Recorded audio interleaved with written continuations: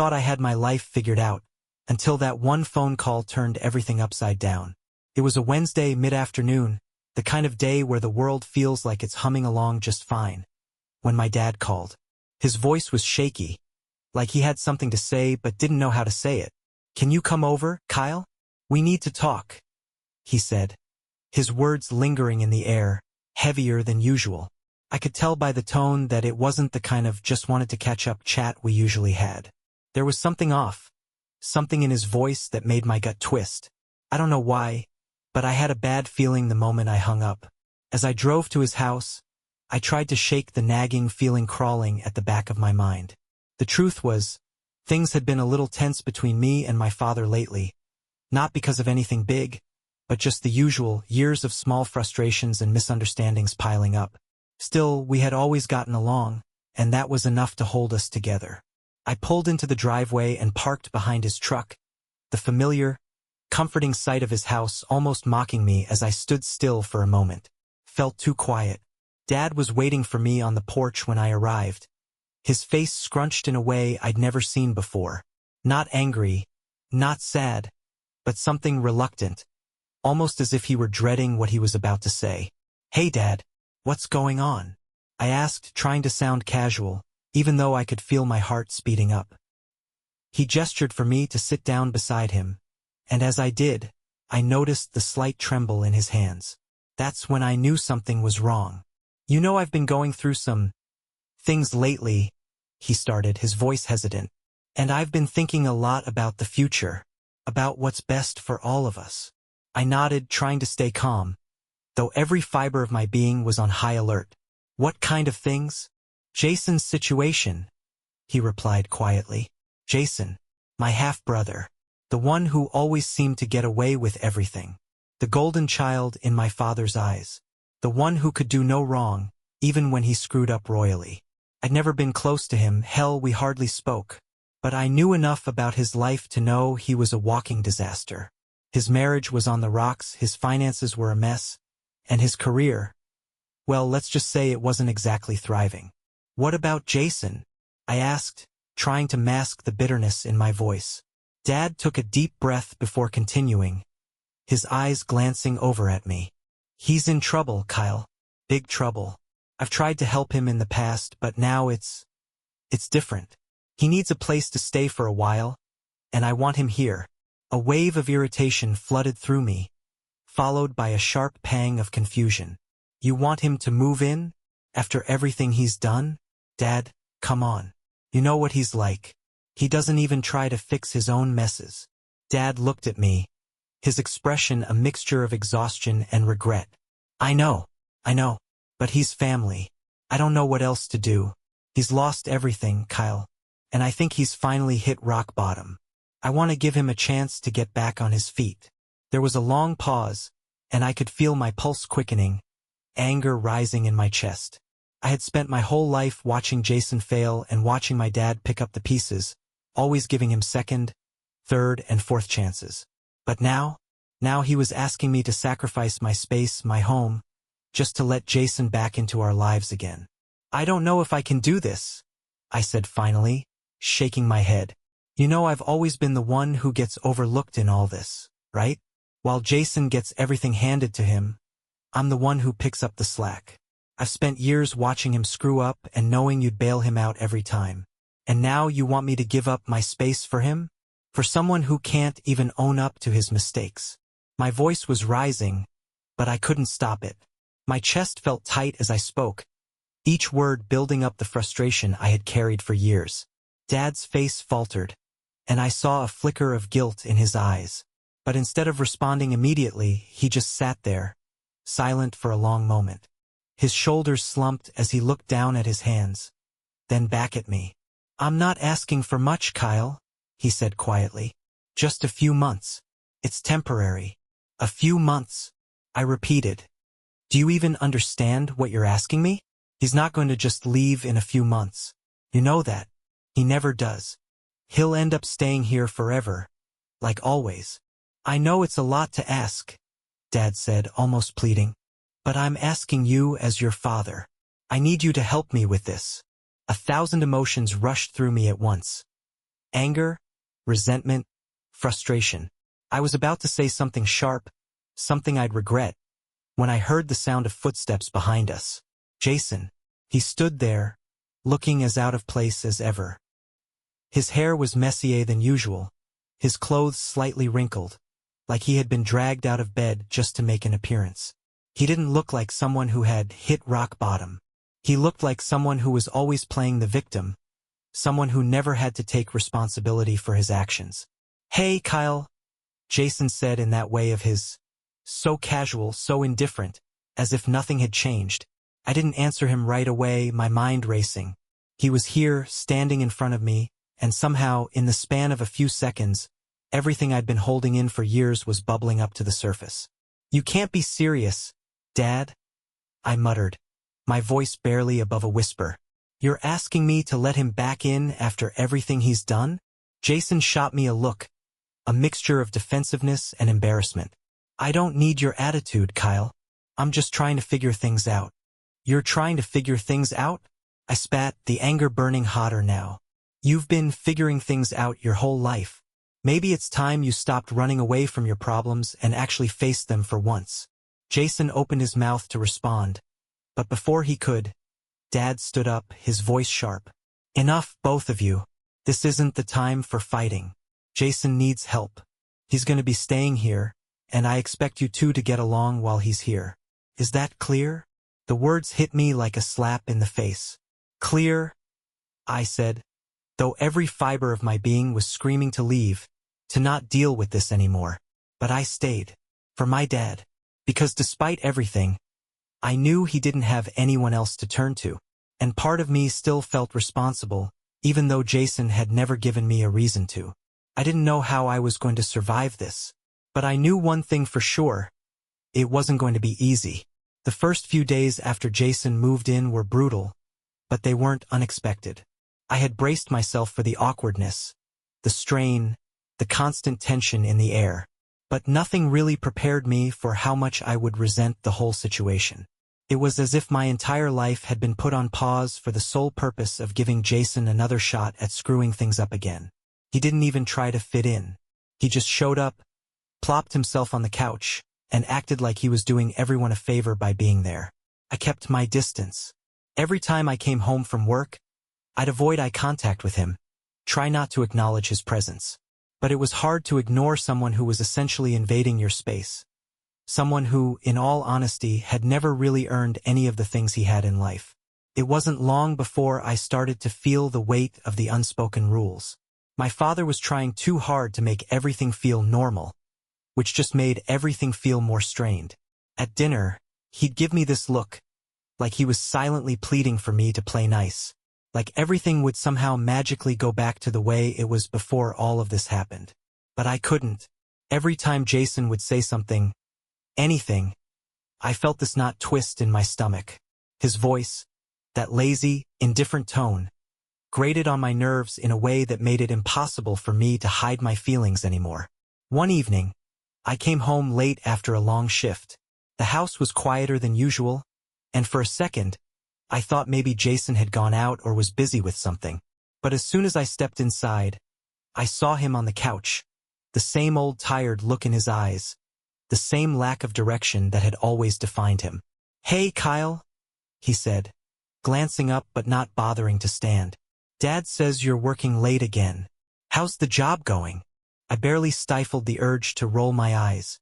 "It's fine," I muttered, not wanting to get into it. The less I interacted with him, the better. But of course he kept talking. I was thinking, maybe I could do some work for you. Help you out around the house, maybe take some of the load off. I've got time now, right?" I didn't even try to hide my disbelief. "You? Help me? You're just going to sit here and freeload like you've done your whole life. And now you think you can help me out?" Jason leaned forward on the couch, his face hardening for the first time in days. "I'm just trying to help, Kyle. What's your problem?" I opened my mouth to respond, but then I stopped myself. Part of me wanted to rip into him, to call him out on every single thing he had ever done to mess up his life. But the other part of me, the one that still held some kind of twisted loyalty to my father, tried to stay calm. "Jason," I said through clenched teeth, You're not helping anyone by sitting around and pretending everything's fine. You never take responsibility for anything. And you never will. That's why you're here, isn't it? Because you've messed up everything in your life. And now Dad has to fix it. He stood up then, his posture defensive but shaky, like he wasn't sure whether to be angry or ashamed. I'm trying, okay? I'm really trying. I know I've screwed up, but I'm not the same person I used to be. I looked at him, really looked at him, and I saw something there, a flicker of vulnerability that I hadn't noticed before. Maybe it was just desperation, maybe it was guilt, but for a second it almost looked real. Trying, I repeated, shaking my head. If you were really trying, you wouldn't be here. You'd have figured your shit out by now. I don't know what to say to that, Jason muttered, looking away as if the weight of my words had finally struck a nerve. I didn't want to feel sorry for him, but a part of me did. A part of me wanted to believe that maybe, just maybe, he could turn things around. But I knew better. People like Jason didn't change. Not really.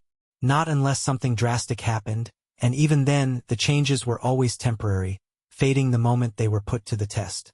And yet, there I was, standing in front of him, fighting an internal battle I didn't want to fight. I wanted him to leave. I wanted things to go back to normal. I wanted my life back, the one where I wasn't constantly having to deal with the fallout of his mistakes. But then, something in me shifted. A tiny voice, quiet, almost imperceptible, reminded me that this was family. That despite everything, despite how angry I was, this was still my brother. And no matter how much I resented the way my father kept enabling him, I wasn't the type of person to just walk away from him when he was at his lowest. Even if it meant swallowing my pride, even if it meant facing all the pain that came with trying to help someone who had let me down time and time again. The next few days were filled with tense silences and forced pleasantries. Jason had his moments, small ones, fleeting ones, where he actually tried to make an effort. He would do a few dishes or attempt to clean up after himself, and for a moment it almost felt like things were going to get better.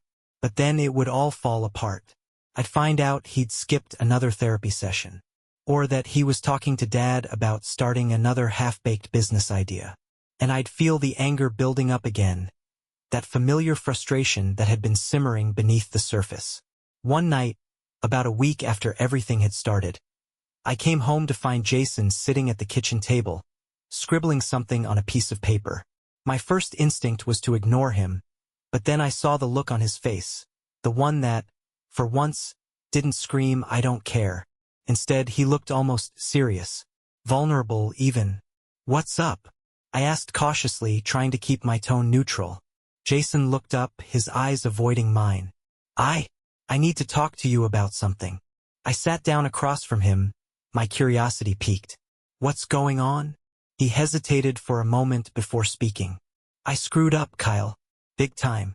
And it's not just about the money or the job or whatever. It's about Dad." My stomach dropped. "What do you mean?" "I mean..." He paused again, his hand shaking slightly as he gripped the paper. "I've been taking advantage of him. I know it. I've always known it. But I don't know how to stop. He keeps bailing me out and I keep failing him, and I don't know how to break the cycle." I didn't know what to say to that. I could feel the weight of his words in the pit of my stomach, and I knew, deep down, that what he was saying was the truth. For the first time, Jason wasn't just blaming everything on the world around him. He was taking responsibility for once. It wasn't a big shift, but it was a start. "You need to fix this, Jason," I said quietly. "Not for Dad. Not for me. For yourself."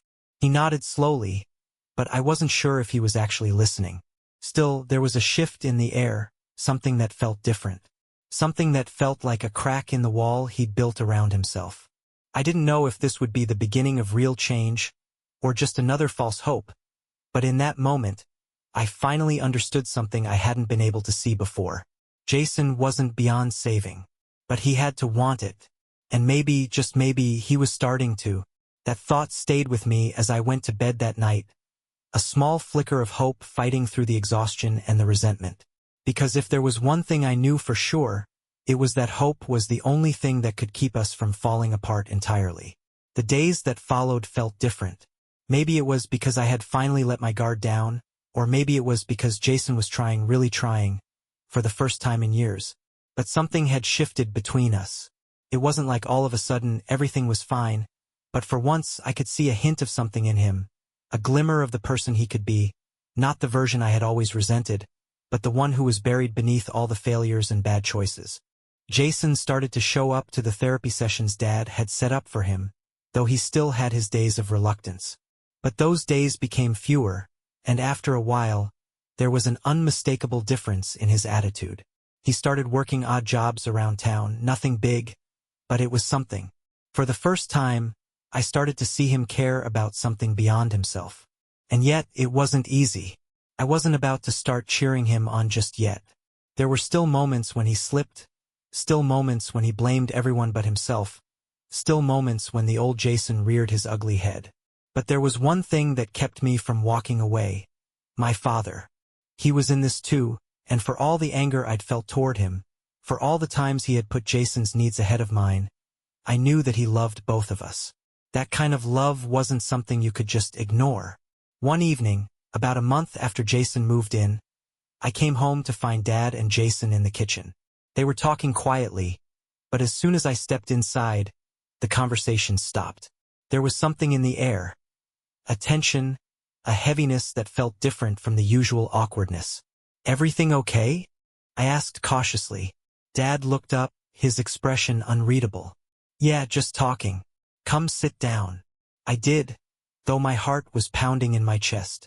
Whatever this was, it didn't feel like a normal conversation. Felt important. Jason cleared his throat before speaking, looking more serious than I had ever seen him. I have something I need to say, and I know I've messed up a lot, but I need you to hear me out." I exchanged a look with Dad, and then I nodded, bracing myself for whatever was coming next. Jason wasn't good at owning up to anything.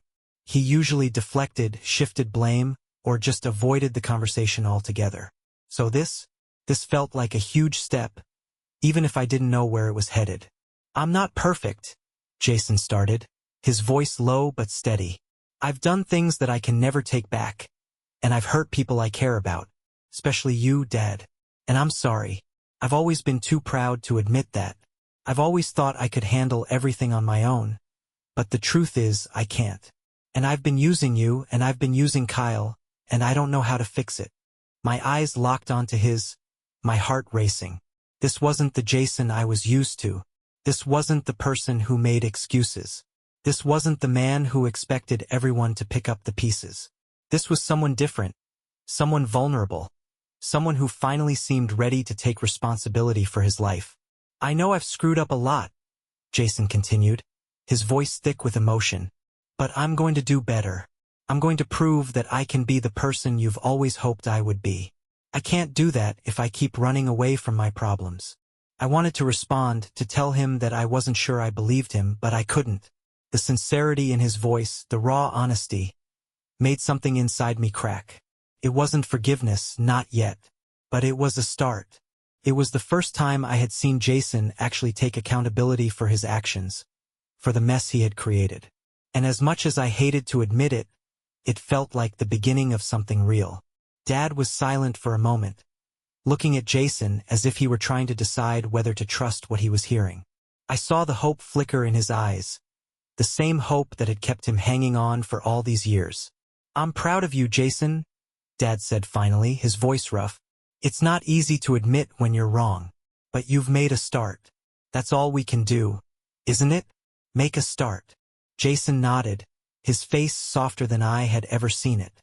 "I know it's going to take time, but I'm here, Dad. I'm going to stick around. I'm not going anywhere." There was a long pause, the weight of the words hanging in the air. And then Dad did something I hadn't expected. He reached out and pulled Jason into a hug. It wasn't a big show of emotion, but it was enough. It was the kind of hug that said everything words couldn't. I sat there, watching them, a strange feeling settling in my chest. I hadn't realized how much I had wanted that moment for them, how much I had wanted Jason to finally come through for Dad. Maybe, just maybe, there was hope for him after all. Later that night, after everything had settled down, I found myself standing alone in the kitchen, staring out at the darkened backyard. I didn't know how this was all going to play out. I didn't know if Jason's change was permanent, or if it would all fall apart like it always had. But for the first time in a long time, I felt something I hadn't felt in ages. Peace. Not because everything was perfect, but because for the first time we were all trying. And that was more than I had ever expected. I hadn't forgiven Jason. Not completely. I still held on to the anger, the frustration, the years of resentment. But I wasn't going to let that define me. I wasn't going to let it define our family. Things weren't going to be easy. There would be more bumps, more fights, more difficult conversations. But we were all in this together, whether we liked it or not. And that, for now, was enough. Jason had made a choice, and so had I. We were both in the process of changing. And as much as I wanted to believe that everything would get better in an instant, I knew it wouldn't. Change took time. Trust had to be rebuilt step by step. But I was willing to take that step with him. For the first time in years, I didn't feel alone in this. Maybe that was the most important thing of all. The sound of Jason's laughter from the living room echoed through the house. And for once, it didn't annoy me.